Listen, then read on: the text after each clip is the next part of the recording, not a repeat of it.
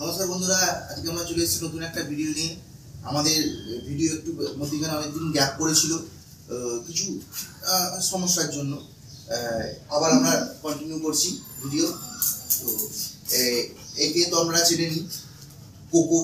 আগে ভিডিও আছে, অনেক ভিডিও আছে, ওবিডিয়েন্স ট্রেনিং, আদার ট্রেনিং, আরও ভিডিও আছে। তো আজকে আমাদের বলবো, এই যে গরম পড়ছে ওয়েদার, এই গরমে কি করে আপনারা ডগকে ঠিক রাখবেন। ডগের অনেক রকম প্রবলেম হচ্ছে গরমে। হ্যাঁ, এবার দেখা যাচ্ছে যে অনেক ডগের পাতলা পটি হচ্ছে, অনেক ডগের হজমের প্রবলেম হচ্ছে, অনেক ডগ ডিহাইড্রেট হয়ে যাচ্ছে, অনেক ডগ নানা রকম অসুস্থ হয়ে পড়ছে, খুব হাঁপাচ্ছে, হ্যাঁ, ডগ ক্লান্ত হয়ে যাচ্ছে। এই প্রবলেমগুলো হচ্ছে অনেক ডগের। আবার দেখা যাচ্ছে যে স্ট্রোক টাইপের হয়ে যাচ্ছে, ডাক্তারবাবুরা বলছিল। তো এটা কী করে কেন হচ্ছে সেটা সম্বন্ধে একটু বলবো, যে এগুলো কী করে আপনারা এড়াবেন। তো ডগকে দেখবেন, অনেক ডগে বলছে, অনেকে মানে আমার ডগে স্ট্রোক হয়ে গেছে, এই ছাদে উঠেছিল, ছাদ থেকে নেমে স্ট্রোক হয়ে গেছে।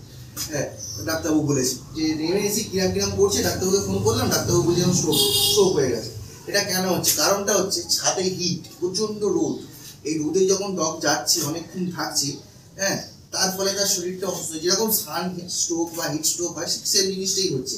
তো ডগেদের কী করতে হবে, গরমকালে রোদের মধ্যে বের করা যাবে না। এখন যেমন দেখুন মেঘলা ওয়েদার আছে, এরকম বের করেছি পুরো ভোরের দিকে। আমরা এখন যে বের করেছি এরকম ভোরবেলায়, অনেক ভোরে, ওই 6টা, 5:30, 6টা, 6:30, 7টা এরকম সময় আমরা বের করি ডগকে।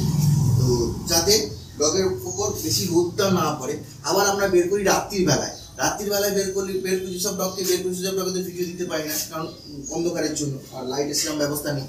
আর রাত্রিবেলায় সন্ধ্যের পর ওয়েদার ঠান্ডা হয়ে থাকে, তখন বের করি আমরা ডগকে, যাতে ডগের কোনো রকম হিটের প্রবলেমটা না হয়।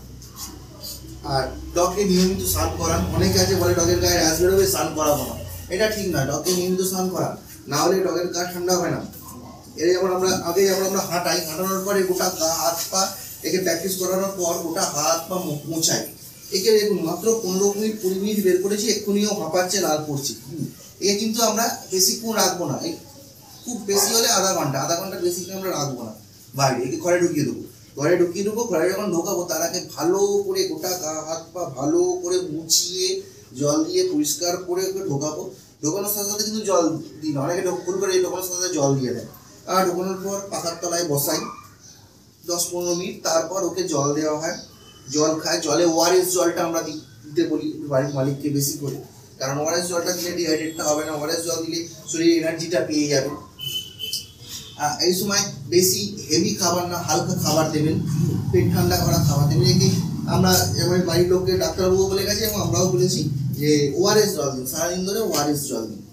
হিটের প্রবলেমের থেকে ডগকে, গরমের প্রবলেমের থেকে ডগকে বাঁচাতে গেলে আপনাকে করতে হবে যে ওআরএস জল দিতে হবে বেশি করে, তাতেও বেশি করে জল খায়। খাবারের পরিমাণটা কমাতে হবে, পারে দিন, কিন্তু কমাতে হবে।